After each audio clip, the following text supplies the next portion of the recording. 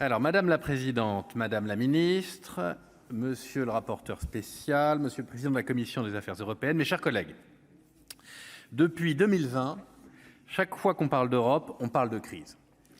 L'examen de la participation de la France au budget de l'Union européenne ne déroge pas à la règle.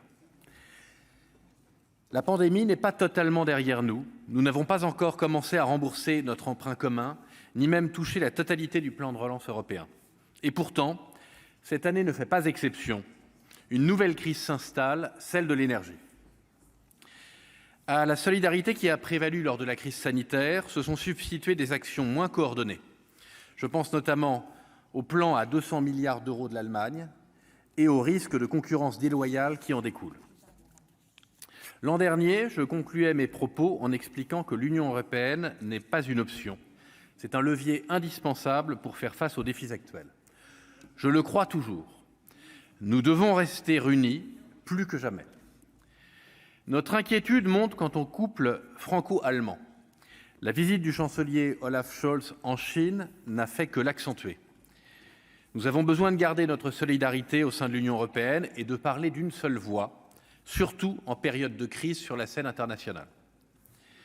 Pour revenir à la contribution française, et comme ça a déjà été évoqué, elle est en baisse et tourne autour de 24,5 milliards d'euros, 25 milliards même, selon votre amendement, Madame la Ministre.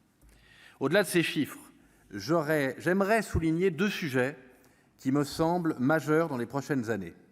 Majeurs sur le plan financier, mais surtout majeurs pour le futur de l'Union européenne elle-même. Le premier, c'est d'utiliser les financements européens du mieux possible et sur l'ensemble de notre territoire. Nous sommes certes l'un des principaux contributeurs au budget de l'Union européenne, mais n'oublions pas que nous recevons également beaucoup d'aide. Nous devons faire en sorte que le plan Repower EU soit un accélérateur de transition et remplisse son objectif principal de permettre à l'Union de gagner en indépendance face aux combustibles fossiles russes.